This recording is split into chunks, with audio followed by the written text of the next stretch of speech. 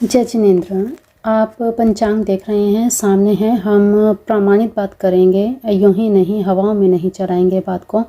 देखिए, इस संवत में संवत 2082 13 से 14 अप्रैल सन 2025 में 13 और 14 तारीख रविवार और सोमवार को स्वाति नक्षत्र, वज्र योग और तुलास्थ चंद्र के समय वैशाख कृष्ण प्रतिपदा के दिन मेष की संक्रांति रहेगी 3:20 पर। अतः रोहिणी का वास इस संवत में तट पर रहेगा। रोहिणी का वास प्रातः काल होने से देश में राजनीतिक स्थिति में महत्वपूर्ण शुभंकर योग बनते हैं और इस संवत्सर का वास धोबी के घर में रहेगा। देखिए, संवत 2082 ईस्वी में शनि की दृष्टि 30 मार्च 2025 से लेकर 29 मार्च 2026 तक शनि का संचार मीन राशि में ही रहेगा और इस संवत में शनि की दृष्टि उत्तर दिशा की तरफ रहेगी। उत्तरी भूभाग पर प्राकृतिक प्रकोप, समुद्री तूफान, भूकंप, चक्रवात आदि से जल धन हानि का होना बहुत ही संभव है।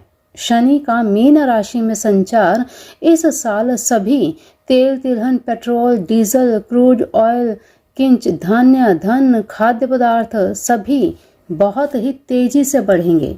इसी समय में कहीं कहीं प्राकृतिक आपदाएं भी होंगी, भूकंप आदि होंगे, सुनामी होने से हानि पहुंचेगी, जन हानि, मान हानि, धन हानि। मीन राशिगत शनि कुछ देशों में आपस में युद्धात्मक स्थिति भी बना सकता है। मीन राशि में शनि की वृषभ, कन्या, धनु राशियों पर दृष्टि रहेगी। भारत की बात करें तो भारत के उत्तरी भूभाग जम्मू कश्मीर, हिमाचल प्रदेश, पंजाब, हरियाणा, उत्तराखंड एवं Uttar Pradesh, USA, Britain, Ireland, Germany, France, Belgium, Iraq, तुर्की, ईरान, रूस, यूक्रेन, इजराइल, फिलिस्तीन, यमन आदि देशों में कहीं कहीं युद्धाग्नि से विश्व शांति भंग भी हो सकती है। 2082 के स्टार्टिंग के दिनों में अर्थात जुलाई से संवत के अंत तक गोचर ग्रह स्थिति के अनुसार समय सुरक्षा की दृष्टि से बहुत ही भयावह है। सावधानी रखनी बहुत ज़रूरी है। तो अभी तक आप जितनी भी खबरें सुन रहे हैं कि इस साल 30 तारीख को जो मीन राशि में एक साथ इतने सभी ग्रह एकत्रित हो रहे हैं, एक भाव में आ रहे हैं, एक राशि में संचार कर रहे हैं, तो बड़ी ही भयावह स्थिति है। आप सभी को अपना ध्यान रखना चाहिए, दान पुण्य करना चाहिए। नवरात्रि आ रही है, सभी को माँ भगवती की आराधना करनी चाहिए। देश दुनिया के विकास के लिए, देश दुनिया में शांति का वातावरण बना रहे, इसके लिए मंत्र जाप, सिद्धि, साधना आदि अवश्य करनी चाहिए। तो जैसे ही आप ये वीडियो देखते हैं, आप सभी को कॉमन एक उपाय ज़रूर कर लेना चाहिए। कौन सा है वो उपाय? एक अपने जटा वाला नारियल लेना है, उसे अपने घर पे संध्या के समय आज शाम को जैसे आप वीडियो देखते हैं उसी समय आपको एक नारियल लेके आना है और अपने घर के ऊपर से एंटी क्लॉकवाइज उतारना है।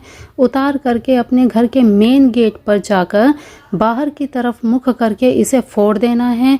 नारियल को पहले से जटा उतार दीजिएगा, फिर इसके बाद घुमाइएगा 7 बार एंटी क्लॉकवाइज, फिर ले जाकर घर के मेन गेट पर बाहर की तरफ मुख करके इसे, बैठना अंदर की तरफ है, बाहर की तरफ मुख करके इसे फोड़ दीजिएगा और साथ के साथ एक बकेट में पानी रखिएगा और उसे वहां पे बहा दीजिएगा। ये उपाय करने से आपके ऊपर जो भी अलावला, जो भी नेगेटिविटी, जो भी ये प्रभाव आप पर पड़ना होगा, उस प्रभाव से आप बच जाएंगे। तो ये उपाय आप ज़रूर कर लीजिएगा। सभी के लिए, हेल्थ के लिए, वेल्थ के लिए, प्रोस्पेरिटी के लिए, हर एक चीज़ के लिए ये उपाय आपके लिए कारगर साबित होगा। तो ये उपाय ज़रूर कर लीजिएगा। और रात को सोने से पहले अपने पूरे घर में सरसों, सफ़ेद सरसों को पूरे घर में छिड़क दीजिएगा। सुबह जब आप उठते हैं, उठकर जब आप सफाई करेंगे तो वो सारा सरसों निकाल दीजिएगा, झाड़ू के माध्यम से सफाई कर दीजिएगा। इससे क्या होगा, रात भर की जितनी भी नेगेटिविटी है, आज की जितनी भी नेगेटिविटी है, अमावस्या की, क्योंकि नव संवत्सर शुरू हो रहा है, तो पुरानी जो भी एंजाइटी, जो भी चीज़ें आपके जीवन में आई हैं, वो सब इस सरसों के माध्यम से निकल जाएंगी और आपके घर में एक नई ऊर्जा का संचार होगा। तो ये 2 उपाय आपको ज़रूर करने हैं, कर लीजिएगा। इसके अलावा कुछ ऐसी बातों का आपको ध्यान रखना ज़रूरी है, खास करके उन लोगों को, उन व्यक्तियों को जिनके जीवन में अभी डाउनफॉल चल रहा है, जिनको अचानक से कोई नुकसान हुआ है, जिनकी हेल्थ में अभी प्रॉब्लम चल रही है, या जिनको फाइनेंशियल कंडीशन में प्रॉब्लम चल रही है, या किसी ने कोई नया काम शुरू किया है लेकिन वो अभी चल नहीं रहा है। तो ऐसी कंडीशन में आपको कुछ यहाँ पे बातें बताई जाएंगी जिनका आपको ज़रूर ध्यान रखना है। सबसे पहले, कोई भी आपको नया काम 29 और 30 तारीख को बिल्कुल भी शुरू नहीं करना है। एक चीज़ को ध्यान रखिएगा, अगर आपने अपनी कुंडली को देखा है, आप जानते हैं कि आपके ग्रहों की स्थिति क्या है, और उनके माध्यम से अगर आप ये जानते हैं कि आपकी कुंडली में शनि देव की स्थिति सही नहीं है, शनि देव आपको अच्छा प्रभाव नहीं दे रहे, क्योंकि सब कर्मों का लेखा जोखा है, जैसे आपके कर्म होते हैं वैसे ही आपको उनके प्रभाव भी मिलते हैं। तो अगर आपको पता है कि आपकी कुंडली में शनि देव ग्रह की स्थिति अच्छी नहीं है, तो भी आपको इन चीज़ों का विशेष ध्यान रखना है। लंबी दूरी की यात्रा आपको नहीं करनी। अगर रोका जा सके तो किसी भी तरह की लंबी यात्रा को आप रोक दीजिए। इन 2 दिनों में आपने कोई भी लंबी यात्रा के बारे में नहीं सोचना है, परहेज करना है। कोई भी आपको फाइनेंशियल कंडीशन, जैसे अगर आप सोच रहे हैं कोई शेयर ट्रेडिंग के बारे में, या फिर कोई आपको ऐसा प्रोजेक्ट मिल रहा है, तो वहां पर आपको कोई भी कंक्लूजन पे नहीं आना है, एक बार उसे रोक दीजिए। फिर इसके बाद आपको अपने से बड़े, या फिर जैसे बॉस टाइप अगर आप जॉब करते हैं, या बुजुर्गों के साथ किसी भी तरह का वाद विवाद, बहसबाजी आपको बिल्कुल नहीं करनी है। इसके अलावा खास करके विवाह, घर खरीदना, कोई करियर में चेंज करना, या प्रॉपर्टी खरीदना, ऐसे कामों के लिए आप ये 2 दिन बिल्कुल नहीं चुनेंगे, अवॉइड करेंगे।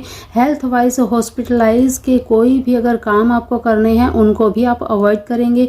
ये 2 दिन आपको बिल्कुल भी ऐसी स्थिति में कोई काम नहीं करने हैं, क्योंकि इस समय जो 29 और 30 तारीख का ये जो समय है, 6 ग्रहों का संचार एक ही राशि में हो रहा है। तो इसका किस पर क्या प्रभाव पड़ेगा ये समय ही बताएगा। तो आपको इन चीज़ों का बिल्कुल ध्यान रखना है। इस टाइम पीरियड में आपको कुछ इंट्यूशंस आ सकती हैं, कुछ ऐसे सपने आ सकते हैं, तो उन पर ज़रूर गौर कीजिएगा, उन पर ध्यान दीजिएगा। अगर आपको कोई बुरा सपना आ रहा है तो ध्यान दीजिएगा।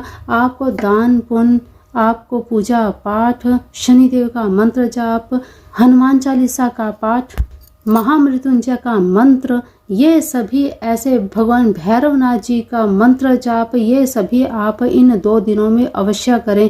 और वैसे भी नवरात्रि, अब 30 तारीख से नवरात्रि भी है, तो माँ भगवती की आराधना आपको इस समय में ज़्यादा से ज़्यादा भक्ति भाव में रहना है। ज़्यादा से ज़्यादा पूजा पाठ, मंत्र उच्चारण, साधना में अपने समय को व्यतीत करना है। तो इस समय के लिए जो भी आपने प्लानिंग्स कुछ कर रखी हैं, तो उन्हें एक बार के लिए स्थगित कर दीजिए और अपना ध्यान अच्छे कार्यों में, किसी की बुराई आपको नहीं करनी है, किसी के लिए आपको अपशब्द नहीं बोलने हैं, किसी के बारे में बुरा सोचना ही नहीं है। किसी व्यसन में अगर लिप्त हैं तो उसे भी छोड़ दीजिए, क्योंकि शनि देव हमेशा कर्मों का ही फल देते हैं। तो जैसे आपके कर्म होंगे वैसे आपको फल मिलेंगे।